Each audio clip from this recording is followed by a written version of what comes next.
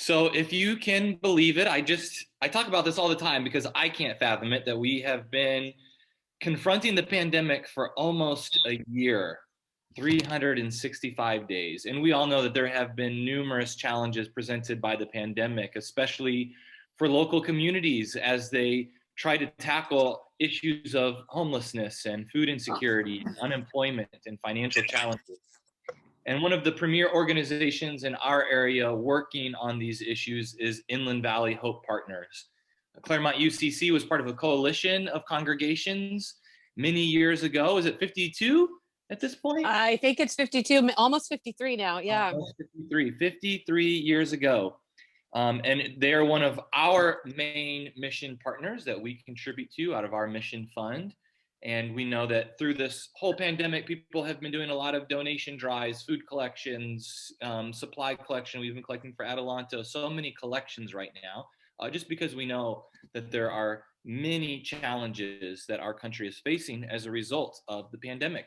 So we wanted to invite the executive director of Inland Valley Hope Partners to be with us this morning to talk a little bit about how this wonderful organization is responding to the crisis, to hear about their work, the challenges they've faced, how they've responded, and then have some time for questions at the end so we can navigate what we can do during this time as well. So I'm going to turn it over to Cami Grosvenor. It's good to have you with us this morning.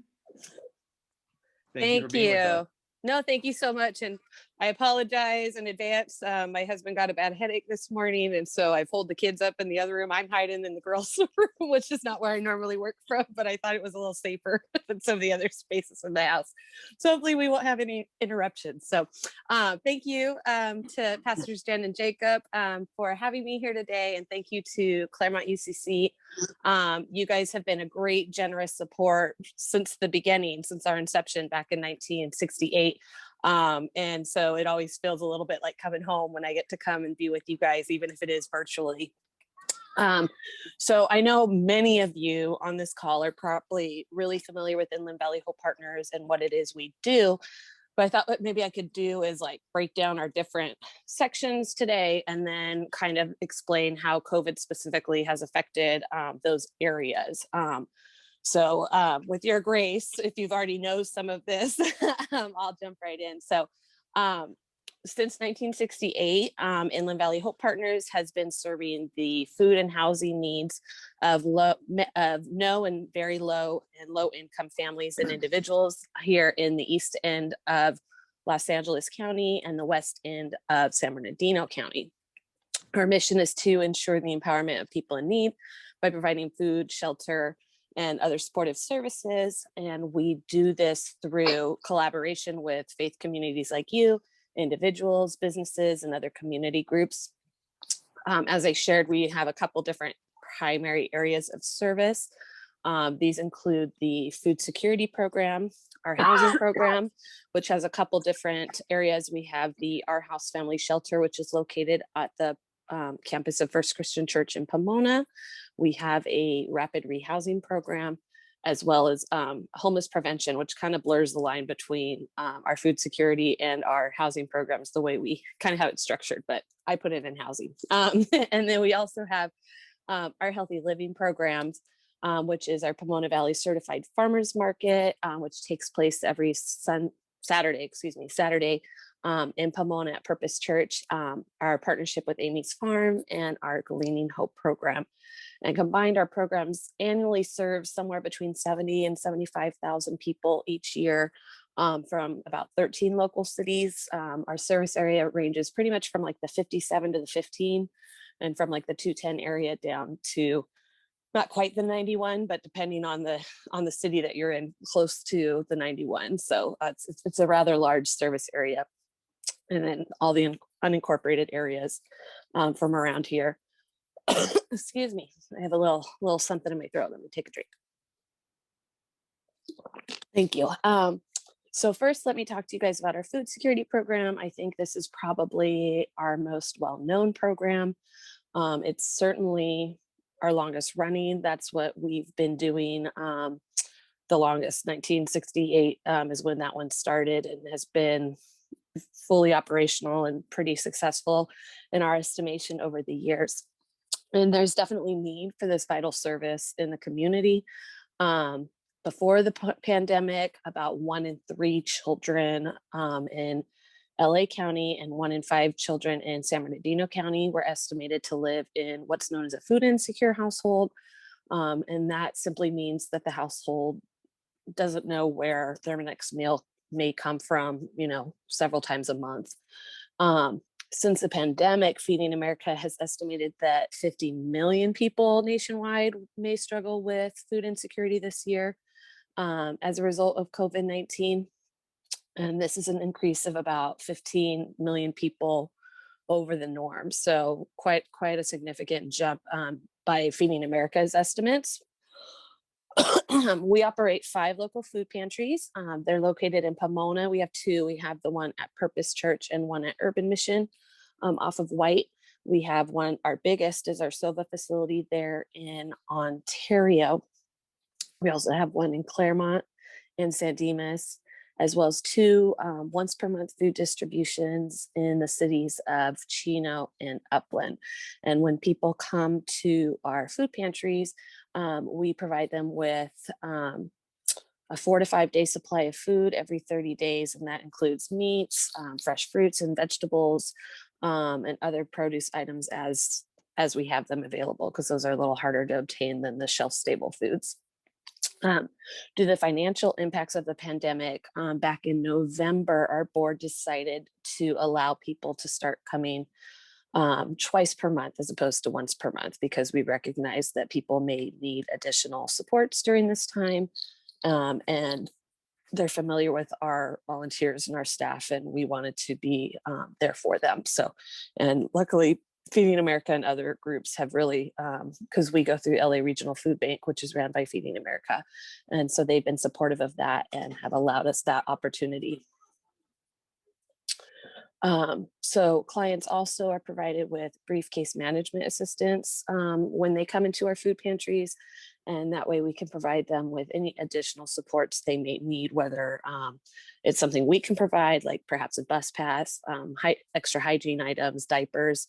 The LA Regional Food Bank started a diaper bank about, I think it's about a year and a half ago. And that's been such a huge help for families who are struggling, because I don't know if you guys have had children or grandchildren recently, but those diapers can add up real quick. So diapers and wipes and stuff like that have been a huge help for people. So we can provide them with those.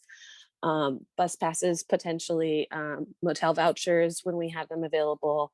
And of course, rental assistance and utility assistance when we have funding for those things as well. And then we can also provide them with information referrals to other providers who might help them with similar things, or landlord mediation assistance, especially right now. There's a lot of confusion about housing and what landlord rights are. And so we partner with Inland Fair Housing Mediation, landlord, wait, Inland Fair Housing and Mediation Board. Yes. Okay. Sorry. I was trying to go through their letters there in my head. So they can provide assistance perhaps to some of our clients. We can refer them to immigration services. We work with a great group called Bridges to Home that can sometimes help with furniture and other essentials that people might need. So there's a lot of different linkages that we can provide them with. So that's why we try to do those case management sessions, to make sure that they have everything they need to be successful and to maintain their housing and be fed. So the COVID impact at our pantries was probably the most dramatic last spring. Just like everything was shutting down. People were starting to rush the grocery stores, and the food pantries were no exception. So we had a huge jump in the amount of people that we served in March, April, and May. So almost overnight, we lost a huge chunk of our volunteer base, because many of them are retirees and they fall into that vulnerable category. Now that the vaccine's rolling out, we're hopeful that some of them might be able to come back, but we know that with the variants and different things, it's going to take a while for people to feel comfortable back in public. So as a result, we did need to increase some of our staffing hours just to cover some of those volunteers, at least temporarily. Over the course of the last year, we have been blessed with a great host of younger volunteers, people who maybe are working from home and have extra time, or maybe like students who can't go into school right now, and they just feel like they're at home not doing what they wanted to do, and so they want to be helpful and useful. And so we have had new volunteers step in, and so that's been helpful. But you always got to train people, and so it can take a little bit to feel like a normal team environment again. So it's been a little bit of an adjustment for our groups, but everybody's been doing well. We're so grateful.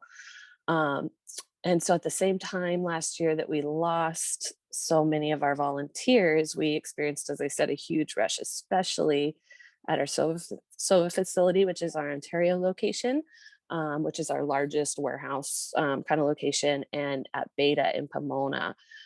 In fact, in the last 2 weeks of March, we nearly doubled the amount of food, or excuse me, the number of clients we would assist on a typical day at these two locations. So that was a huge boom. I think we served like 1,500 in those last 2 weeks, and that's sometimes all that Beta serves in a single month. So it was a huge increase. Um, and we had lines of people waiting outside. It was so busy. And then we were trying to implement all the new social distancing things that needed to go into place and the safety precautions. So my food security pantry teams there had quite a difficult spring, but they hung in and did well. So all in all, we served about 4,600 people in March last year, which was an increase of about 1,000 people over our average month. And that included about 27% of people that were first time. We've never seen them before. We haven't seen them in many years. They're not regular, so to speak, because we tend to have our pantry people come. Some people come every month, some people come twice a year. It kind of depends on what their needs are at any given time. A lot of them have fluctuating work assignments, and so that plays in. And so the average time that people come to the pantries per year is about 5 times a year. So that means by March, April last year, we hadn't seen them yet, and they were considered new to us. Many of those first timers indicated that the impact on their employment due to COVID, or the anticipated impact, is what made them come. They really needed those supports to get through those couple months. So March was definitely our craziest month at the food pantries, just like I said, at the grocery stores, because the demand was really high and people were nervous and wanted to make sure they were stocked up for whatever lockdowns were going to be coming. So following March, April, May stayed really, really high as well. But in the last few months, it's actually gone down to more normative levels at our pantries. And so we were a little surprised by that. And we have a couple theories as to what that is. So um, I've talked to the LA Regional Food Bank, and they've said that many pantries are reporting a similar phenomenon, even though we know the need is high right now, but they are still passing out a lot of food, but they're passing them out to different organizations than maybe they have in the past. So the need is a little more spread out across multiple agencies and groups. So, and then anecdotally, in talking to our clients, we found out that the extra $600 a week of unemployment that lasted for several months really helped out quite a few of our very low income clients, because some of our clients are at 30% area median income. So that's where they consider extremely low income. And so for those clients, an extra $600 a week is life changing. They were making more money on unemployment than they were when they were working. And so, if that's what helped them survive, we're appreciative of that for them. And but then they didn't need our food assistance like we were prepared and expected. Additionally, as I shared, LA Regional Food Bank told us, there's more food going to different people now, new groups. So we've experienced that locally here, pop up and drive through food pantries. Um, I think Hilda Solis did a big drive-through event. So a lot of local government leaders have done stuff. A lot of local churches have jumped in to do things. And even LA Regional doing their own pop-ups in different areas have all kind of rushed in to help. And so they've been filling that need. And if people are being fed, then we're happy, even if it's not through our pantry. So the thing that's nice about these for some of the clients, sorry, let me do this real fast. Um, clients like the ease and the perceived anonymity kind of behind these events, especially for people who this is their very first time receiving food assistance. They might be kind of embarrassed, or they just feel awkward, and so, or they're scared of COVID. So the fact that they can stay in their car and just say, "Hey, this is my name, this is my address, this is how many people are in my household," people like that. We're not really set up at any of our pantries to really have a great drive-through facility without blocking a lot of city streets. So we've we've avoided this. Not only that, we have grantors that we have to report to, so we have to have documentation to report back to them who we're serving, where they fall income wise, where they live.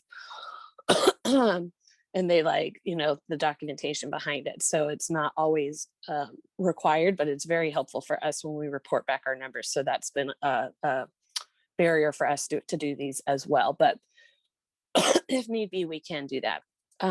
Additionally, the eviction moratoriums, and specifically Assembly Bill 3088, are protecting renters right now from losing their housing due to non-payment of rent, providing they meet certain conditions. And so we found that there are some families that are using rent money to purchase food rather than come into a food pantry, again, maybe due to the stigma and the shame, whatever it might be.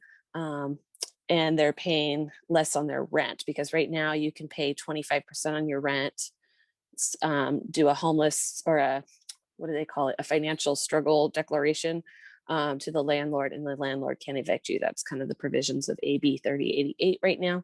So some clients are kind of choosing to roll the dice and hope that their situation is going to improve and they'll be able to catch up, and instead of coming into a pantry to get the food. So that's kind of an interesting thing that we've been finding with our food pantries, that our demand has not remained as high as we expected it to, despite the fact that people we know are still struggling in the community.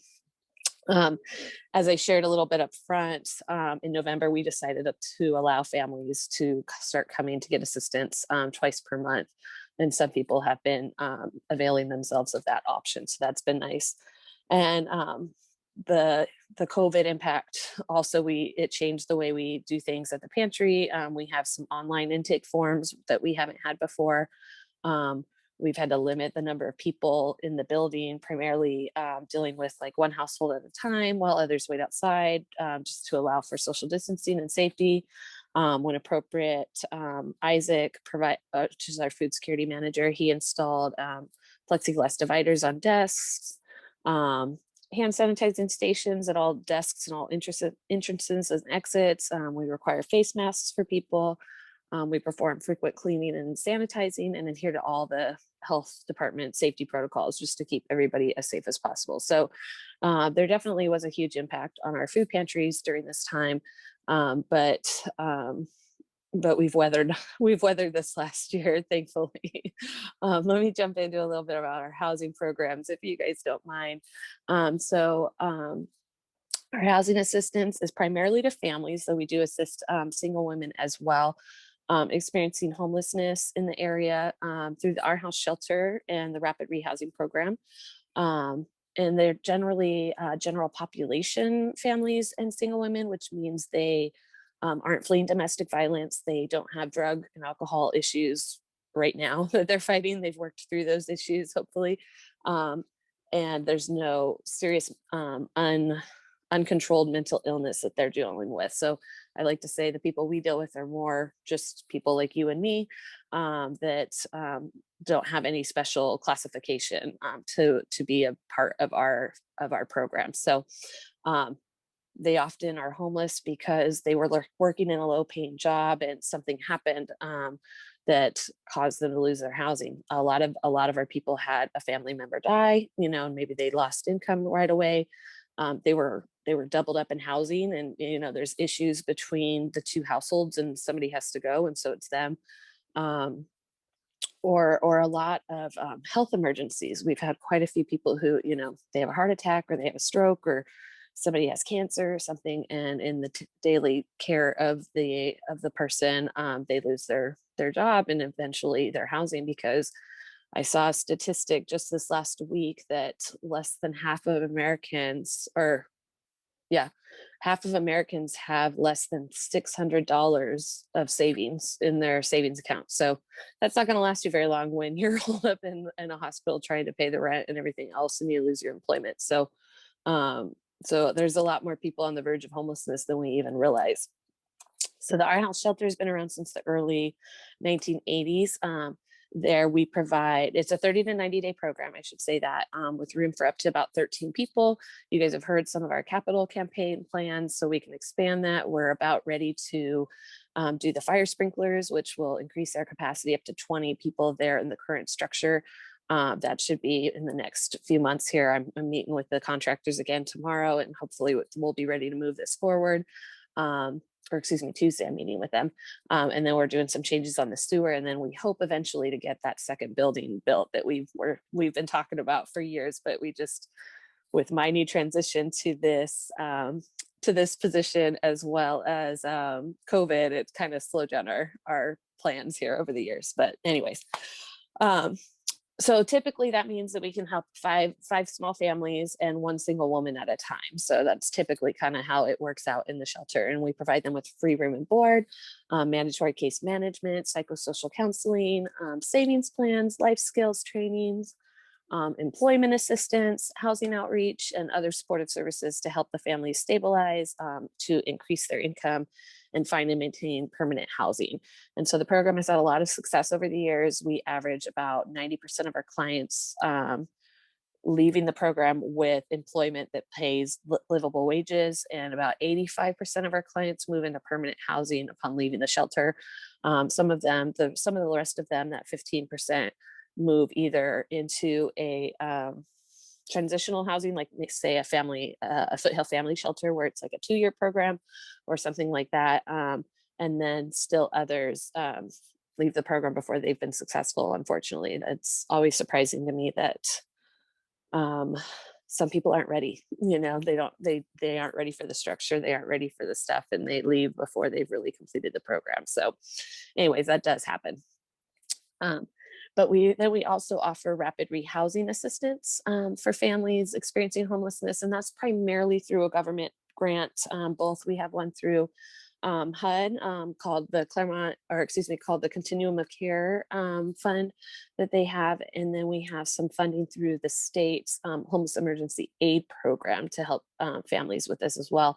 And what it is it's what's known as Housing First, and it's designed to really minimize the impacts of homelessness on children, especially, but families in general, because if you, like, a shelter is more what they call a housing ready program, where this is housing first. And so if you can move a family into housing as quickly as possible and make their life, normal there, and they don't have to go through another transition, a month or 2 months down the line after they've gotten everything together, then it's much more healthy for the children. They're avoiding those multiple transitions, which, as you know, can be hard for kids. You bring a new baby into a household and everybody's in turmoil for a little while, let alone experiencing homelessness and moving and doing a bunch of craziness for these children. So that's kind of the hope and the design of rapid rehousing.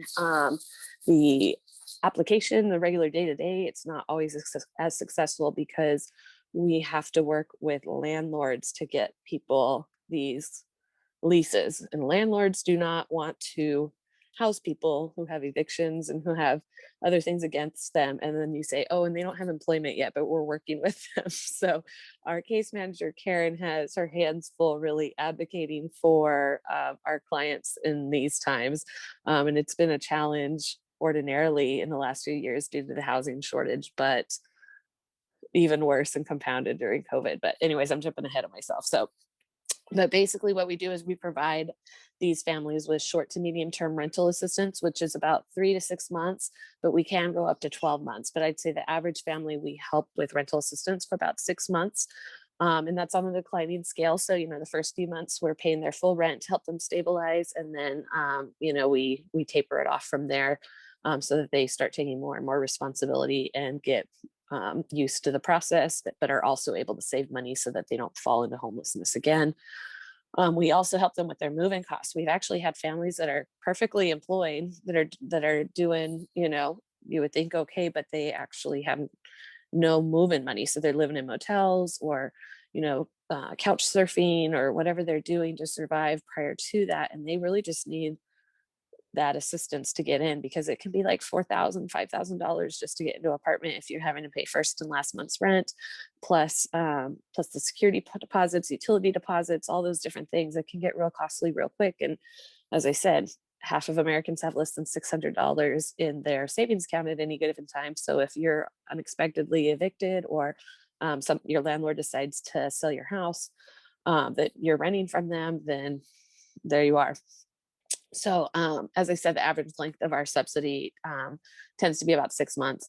And then once they're in the housing, we provide wraparound services to make sure they can provide it. So we have the case management, they are offered counseling, and a lot of those same services that we provide to our shelter clients are provided to our rapid rehousing clients as well, so that they can be successful. This program began in 2015, and we've helped more than 110 families since then. But as I shared, there's challenges. Like I said, we have housing shortage in Southern California. And so there's a real lack of affordable housing for families in our area. More and more, we've been having to move families out to Victorville and Moreno Valley and, Murrieta, anyways, far out there. And so for some of them that works, but some, their support systems here, their kids go to school here. And so it can be a real challenge for those that want to stay more in this part of the Southern California area, because it is a little pricier. As you guys live in Claremont area, sorry. So there's often, when there is an affordable unit locally, or even out in the desert area, there's a real state competition for them. And so, as I shared, Karen really advocates for our clients and works real hard. But, with that steep competition, they're looking for people with good credit. They want to know their income is going to be more than double the rent, all those same, especially with bigger property managers and companies, they can't bend the rules just to work with us, like some of the mom and pops do. But fortunately, we've developed some really good relationships with local landlords who enjoy working with us. They enjoy the program. They like seeing the success of our clients. And so there's some that will call us up and say, hey, I've got a new unit. I know if you have a family that is looking to move into this area. And so that's been a real help, but it can be a challenge that if they have poor credit or evictions. Evictions are the worst. I don't know if you guys know this. You can do time in prison for many, many years, and they'll rent a apartment to you easier than they will with evictions, because they look at that as a personal risk to them, that you're not going to pay your rent if you have evictions on your record. So yeah, evictions are a big no-no for people. So that's why we work with people to make sure they avoid that in the first place. Or we help them to pay the ones off that are in the past so that they can get that mark off of their record. Additionally, a challenge for us has been that a provision of these grants, like I said, most of our funding for these programs comes from government grants. And so they require that clients are referred to us through the coordinated entry system, is what it's called, for homeless services. This system is designed to coordinate services and make sure the most vulnerable in the community are being prioritized for the help, because there's limited resources in the counties.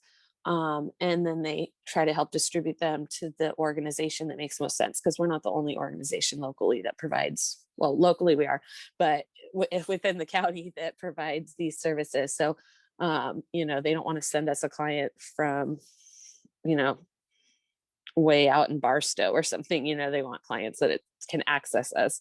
So anyways, but so that's how it's designed to work. The actual nuts and bolts of it is that it's not always as successful as we would like it to be. What they have to do is do this whole, eligibility kind of a screening. They call it a vulnerability index, the VSPDAT for short. And it often slows down the process. They also have to go out and physically make sure the family is experiencing homelessness. So they have to do that outreach, because people might say they're homeless, but they're not, just want that assistance. So they go out and say, okay, well, where are you staying? You're sleeping in your car at such and such place. And they go out and verify that that is in fact what is happening with the family. So that can slow the process down. So that can be a little frustrating sometimes. And so, and then especially during COVID, that's happened. But I'll circle back when I talk about that. I have one more area. Sorry, I feel like I'm just talking your ears off, but that's what you guys had me here for. So um, we also have the homeless prevention rental assistance, which is one of our housing programs. And this has been in years past provided to families who are imminent risk of falling into homelessness. Typically, it's restricted to once per month or 1 month of assistance, just to kind of help families through something traumatic that happens, whether it was a first initial loss of a job and the unemployment hasn't kicked in yet, or they have a car repairs that they didn't plan for, there's a death in the family, just different kind of things like that. So it's usually those like tragic moments that happen in somebody's life and they just go, we can't pay it this month, we need help. And so we'll step in. Ordinarily they need to show that they'll be able to cover the cost of rent in the next month, because we don't want to just be prolonging the inevitable. And that's kind of how it's been during COVID. It's a little bit different because we're all in a crazy situation. Um, so that's kind of how our rental assistance works. And a lot of that is through private funding as well as through public funding. We get some emergency food and shelter program money to do that program, as well as from some of the local governments, the community development block grants for that as well. And so that's always been restricted to how much money we have in that kitty. As I shared, COVID has definitely impacted our housing programs also. About on par with our pantries, but it hasn't been as crazy at one time for our case managers. So from the Our House Shelter point of view, it's a congregate living situation. So we really had to kind of change how everybody operates in the common area. They have to wear their masks and be as protective as possible. They used to eat together. Now they eat, staggered meal times as a family and have to sanitize and clean up after themselves. We have plexiglass dividers and all sorts of stuff in place to keep everybody as safe as possible. For a time, our counseling and life skills classes were suspended. Those are provided through a partnership with Kleinbell Institute there in Claremont. And we've been working with them for years. Great partner of ours, but they had to suspend those for a while. Now, though, they are doing them primarily virtually with our clients. So that's good, because that's really a necessary step for our clients to get back on their feet. We had to restrict any visits with people outside of their household during COVID, that they're not allowed. Typically, they could maybe go visit relatives for the weekend or something like that, because they often have local family, but the family just can't take them in. And so they end up in our shelter, but still want to be involved with their family members. So we had to restrict those weekend passes and not allow any of those unnecessary visits. Department of Public Health has been wonderful, and they've been doing regular surveillance testings for coronavirus every 2 weeks or so for several months now, and that was helpful. We had a couple people who had coronavirus but had no symptoms. So had they not been doing their testing, it might have spread more so in our office. So that was nice, but. Those cases where we have had a few isolated pockets of COVID amongst either the staff or the clients in the shelter, we have to quickly isolate if it's a client, we have to quickly isolate the individual or family and get them moved to the Sheraton Quarantine Center. But what that means too is that our shelter is essentially locked down and can't accept any new clients for several weeks until it's completely cleared up. And that's whether it's a staff person who contracts it, who deals with the shelter, or whether it's a client in the shelter itself. So we had a couple incidences. We did really well until about October, and then we had a few. Here's one, and then a month later, here was another case. So it was staggered, and the spread wasn't primarily through us or through all of us in our bubble, but it did come in through people going to work and all that kind of stuff. So, but every time that happens, that means whoever's there, they're there, and we can't fully operate the shelter if we weren't at full capacity prior to that. So that's been a challenge also, because we want to help as many people as possible. Um, we also kind of slow the process of getting people in because we require a clean COVID test before they're allowed into the shelter, just so that we don't keep having these issues. And so that can be a challenge. But um, Department of Public Health has set us up where we can do independent testing for these clients. So it's helped that process along. So they can come in and I can help them do a COVID test right then and there. We have the results within 48 hours so they can move in. So that's a lot better than it was for a while because it was hard there to get a test at one of the county sites for a while. Um, COVID has impacted our clients too, kind of putting them back at square one. Some of them, we had several who were working and everything was going well, and then they lost their employment due to COVID. And so now where they were ready to move into a place of their own, now they weren't, so that was a challenge and has kind of slowed down how many people we've been able to serve. Um, and so that also happened with families in our rapid rehousing program. Same kind of a phenomenon. Um, and so, like I said, we haven't served quite as many people as we would have liked to during this time, and we know the need is high. So it's frustrating to us, but these are the times we're all living in, and it's shared amongst the local service providers as I talk to them, at Mercy House or Foothill Family or elsewhere. So we're not alone. So also, as I shared, our funding requires for rapid rehousing requires that people are referred to us through the coordinated entry system, which is operated by 211. They have to go out and do that literal outreach to the community to find out where the people are. And so during COVID, that was at the very beginning, that was kind of cut off completely as they were trying to figure out how do we manage that? How do we do that safely? And then they were backed up, so as they're going out to make sure somebody's living in their car or they're in the motel or they're at the park, some other place not meant for human habitation. So that meant the families were waiting longer to get help and that we weren't receiving as many referrals as we needed to really, get people housed and help. So that was a little frustrating.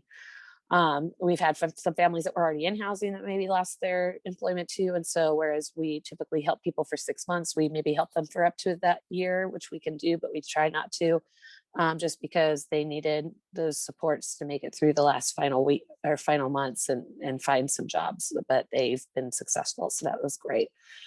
Finally, the biggest impact I think of COVID has been in rental assistance. As you can imagine, people are real nervous about that, and so that's been our biggest demand in our housing, I think. And so um, our case manager Kevin has been working overtime, really, really pumping out as many rental assistance applications as he can. Unfortunately, many people in the community have stepped up, and there have been new sources of funding for this, so that's been helpful. So eviction moratoriums are in place, and they have continued to be extended because there's been a couple cutoffs where they've extended them. But eventually, these households are going to have to pay this money to avoid homelessness and face home. And so we're happy that they're being proactive and coming to us. And so we've actually experienced we have double the amount of phone calls as normal of people calling in looking for rental assistance and help. So it's been crazy there. So so far since this all started, we've provided 90 households with rental assistance. Our normal is around 35 to 40. And on a case by case basis, we've actually been able to offer extremely vulnerable families with a few months of rental assistance instead of our normal month, which has been a huge help to the families we serve. But it's only due to the flexibility of and the generosity of our donors, because we've had a lot more private funding coming in to do that, and they understand that. And so whereas our government funding has said no, you got to do it this way, a lot of times then our private partners come in and say, and we'll do the second month. So that's been really helpful for families. And surprisingly, people have been doing as well as they can to pay rent, but there's several that are many, many, many months behind. So but there should be some big money coming through the state here, actually through the state and through the federal government to help families with this. So we're helpful, and we're looking to see how we can be involved in getting that money to the families who need it. So the counties are kind of evaluating what their plans are right now and how they're going to play with some of the local partners like us to get that job done. And then finally, Sorry, I've been talking your ears off for about 40 minutes here, but I'll wrap up here soon. We have our healthy living programs, and they help families access fresh, healthy produce. We operate the Pomona Valley Certified Farmers Market every Saturday morning at Purpose Church in Pomona. It's one of the only local farmers markets that accepts WIC, EBT, and other, mainstream federal assistance benefits as payments. It also offers the Market Match program. We have a partnership with a group called Hunger Action LA. And if somebody comes to the table and says, I want to buy $10 worth of groceries for my family, they provide a 2-to-1 or a 1-to-2 match, so another $5. So now they can purchase $15. So it increases these consumers' buying power and allows them to access more produce for their family. And that takes place, as I said, at Purpose Church in Pomona every Saturday. We also partner with Amy's Farm in Ontario, and through this partnership, we provide volunteers to help plant, tend to the plants, harvest, do all those different chores to help out on the organic farm. And then we cover a portion of the water bill, and in return, Amy's Farm donates a substantial portion of their farm's produce to our pantries to feed our families. And then finally, we have the Gleaning Hope program that helps harvest otherwise wasted fruit from trees in local residents' yards or local organizations' properties. And we send the volunteers to pick the fruit up from the donors' trees and deliver it to the pantries to be distributed to the families we serve. And it's called Gleaning Hope from the Old Testament concept of gleaning that we find in Ruth and some of the other books of the Old Testament. So the COVID impact at our healthy living programs, it was primarily our farmers market, I would say, that was affected. It is deemed an essential service, just like a grocery store. And so it's been allowed to remain open, but with new requirements from the county for safety. So we implemented all of those at the beginning, but we did have a little bit of struggle with some of our clients, some of our shoppers getting compliance with the masks at the beginning, which was surprising, but it's outdoors. So we had some anti-maskers we had to deal with over at the farmers markets, but everybody's used to masks now and it's not a struggle there. So we're all safe and complying there now. But that was a challenge, surprisingly, at the beginning, was getting people to use masks. So we had to change to make sure everybody was funneling through one entry and one exit, which typically it's just kind of everybody comes in from the parking lot in different ways. So that was a little interesting, but we also had to temporarily suspend our food demonstration table that we've been having at the pantry, or excuse me, at the farmers markets, just as it was taking off in popularity. So what we've been doing is, with partnership with Amy's Farm, clients were provided with a free healthy food item that they donated, and then a sample of that item used in a recipe. So, avocado toast, I don't know, just something really simple. They were fancier and more creative than I am, apparently. But and then we would show them how to prepare the item and provide them with a recipe, and they could go and purchase some of the other food items from there at the farmers market if they'd like, or they could go to one of the other local grocery stores or wherever. But people were really starting to enjoy that. It was teaching them how to incorporate some foods that they weren't familiar with, chard and kale and, some of these different things, how to incorporate those into their diet. And so people are really starting to look forward to those Saturday demonstrations. And then COVID happened and we couldn't pass out food anymore. That's not healthy right now. And so we continue to pass out a recipe item and a free food, item as well. But it just hasn't had the same impact that the booth was having. So we've been a little disappointed by that, but we hope that soon we'll be able to operate that back as we had intended. So that was a huge hit there. But and then our partnership with Amy's Farm and our Gleaning Hope programs, they've continued, but our volunteer groups are smaller. We have to work to practice social distancing. So really the biggest impact is sometimes that means that projects take longer, or we require several trips to a property to pick all their fruit from their trees, just because we have a smaller crew there. But we're grateful that we've been able to keep these programs going, to support our families, and that people in the community are still willing to be a part of them. So that's been great. We can't really complain with that in that area. I have to say, I want to allow time for questions for you guys, so I'll wrap up now. But COVID pandemic has been challenging, more than challenging for so many people in the community. But there have been a lot of blessings. There have been a lot of highlights for us at Hope Partners in the middle of this. I try to always give praise to my staff. They've been wonderful. They really have. I talked with other executive directors throughout this pandemic, and especially when it hit, I got calls and emails from them going, what are you doing to reassure your staff? How are they feeling through all this? And honestly, uh, I didn't have those concerns. My staff were not contacting me. They were not scared. They are so committed. They're so passionate. They were just wanting to be out there helping people. You know, they you commit to nonprofit work because you care about the people and you want to make an impact, because believe me, we're not millionaires in the Valley Hope Partners. The staff does this because they truly have that passion and that desire to help people. And so in people's most dire moment of need, they just wanted to be there. And so that was really a great thing to have that confirmed about how awesome our staff were, and our volunteers too. So many of our volunteers and those that couldn't wanted to stay there, but they had to protect themselves, and we completely get that. So, but I always have to give my staff kudos for how well they've operated during this pandemic and how quickly they've adjusted and done their job, to really make sure that our community is taken care of. So, anyways, um, it's also been super humbling to see the overwhelming support of groups and individuals, corporations, and churches like you at Claremont UCC, that have just rushed in to help during this time. It reminds you of the best in people. We hear so much and we're so divided as a nation, but when you see people rushing in to help, it reminds you that we're all good at the core. And so that's been really, really, really refreshing to see.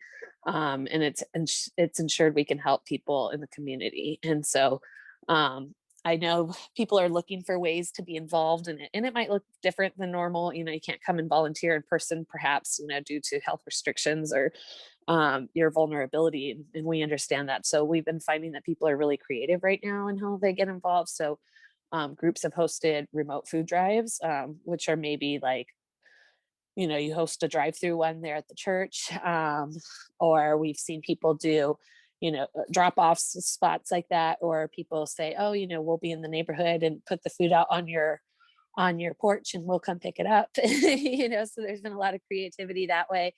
And we've had donors actually send groceries and hygiene items straight through Amazon, or other delivery services to our office.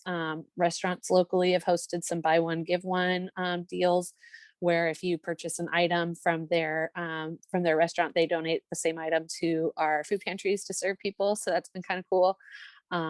So yeah, people have just been really flexible and really creative in their giving. And of course, people are donating funds, which is always, always appreciated because of the flexibility it provides us. We can normally leverage those funds to purchase more food from, say, the LA Regional Food Bank or some other wholesale grocers that we use. Then you can buy at the grocery store with your money. So that's always appreciative. And then, depending on how you would like it to be used, we could help provide rental assistance with it or our housing services. So that always is, money always helps, as we know. So anyways, sorry, that was a lot to take in, but I did want to leave a few minutes for questions, but wanted to say a huge thank you again to Pastors Jen and Jacob, for having me here today, to you for all your support over the years, for the 53 years we've been in service. And, thank you for being partners to work to ensure that our most vulnerable neighbors are taken care of during this time. So thank you so much. Excellent. Thank you so much, Cami. Digital round of applause for all of your incredible work, everything that Inland Valley Hope Partners, it takes a long time just to list out everything that you're doing, It does. which I'm is sorry. amazing. No, it is just so good to hear that so that we can have a better understanding of what's happening and how we can be involved. And just, we're so grateful for your work. Thank Some you. great questions in the chat already. We have a few minutes. I'm going to Sure. jump in and ask one myself, only because Sure. a question I get a lot from congregants who reach out to us pastors is they meet someone on the streets who's in need and they want to know what to do in that moment and they're at a complete loss for what to do. What do you Yeah. recommend people do when they come across someone who's homeless and they want to help? Sure. Our recommendation is to engage with them as you feel safe and, led, but also not offer money. Money typically is not what they need at that moment. We don't know what their issues are. So what we do at Inland Valley Hope Partners is we do have homeless snack bags that we provide. And so if you want to have some in your car, we can help provide those to you, so that when you see somebody in that situation, you could provide them with a bag that has, a water, some wet naps in it, granola bars, a couple of different food items to get them through the hump. And then also what we do is we put in there a listing of our local food pantries and some phone numbers that they can get involved with, to either in a 211 card, because 211 has a lot of local resources. So really we try to get people to help them in that immediate moment, but also refer them to longer term services. So that's kind of what we recommend people do. Yeah, it's probably just good for people to know it takes a little bit of work. Most shelters have wait lists. There's Yes, not openings usually. If you come across someone and they say, "Well, I've already called 211 and it wasn't any help," it's because they have to go through a wait list process and there's a little bit of work that has to happen. absolutely. Yes, that's so true. And some people aren't really looking for the help yet. They're not quite at rock bottom. So that can be a challenge as well. All right, let's try to get these questions in. A Sure. real quick one is, do you know what restaurants or grocery stores are participating in the buy one get one? Oh shoot, I knew that'd probably be a question. And I cannot remember. I need to look it up, but it's locally there in Claremont. There's a few there in Claremont that were doing it. I can send that back to you later because it's Sure, escaping me at this moment. we can put it But in I there. have it written. I have it written down. But it's a Sunday morning. I'm hearing the kids get restless in the other room, so No problem. my brain's not pulling it. But yeah, I'll get that to you. Is there a way to accelerate someone's application on housing that has been waiting for 9 years? Whoa. On 9 years. I would have to know the circumstances behind that and what's going on, why it's not there. I would say in 9 years they've had chances that they've passed up, to be honest. Not to be judgmental or, assume anything on somebody's part, um but sometimes we have people that we work with for months and they just never quite get what they need together to get what they need to do. Um, but it depends. Each service provider operates a little bit different. And so if the problem is just getting a referral from United Way, that's unacceptable. So we would need to go through the channels at United Way to get them referred to the right group. Okay, I know this person is on top of things and awesome. So is there Yeah. someone that we can recommend to this person to reach out to? It depends on which county the person's experiencing homelessness. If it's in San Bernardino County, it would be Ken Bell. LA County, again, the person's name escapes me, but I can get that information. Okay. Okay. Great. Thank you. We'll get to your questions, Mel. Another quick one though. Where can we pick up the support bags? Sure, we have them at our office at 1753 North Park. That's on First Christian Church, Pomona, off of Gary, right by the hospital. So that's a good place for you guys to go. Great. Mel asked two great questions Sorry. related to COVID. One, women and girls are disproportionately impacted by COVID. Does this impact your clientele? And secondly, epidemiologists are forecasting another big wave in March. How are you preparing staff and clientele for possible shutdowns? Yeah, we primarily serve women and families, so that's who we deal with. So we don't really experience the demand with the men. We typically refer them to Hope for Homes or some other Volunteers of America, other groups that work with them. So um, So we are kind of dealing with the same problems we normally do. We are getting more phone calls for shelter. Um, but with the eviction moratoriums, a lot of these people who are affected have been able to stay in their homes temporarily, but we're anticipating a rush in the future. Yeah, March they are expecting another big influx, which we're hoping doesn't come to pass. But our staff, we're making sure we're stocked up with plenty of food, plenty of PPE, and that we're just as available as possible to absorb whatever need might come here in the next coming months.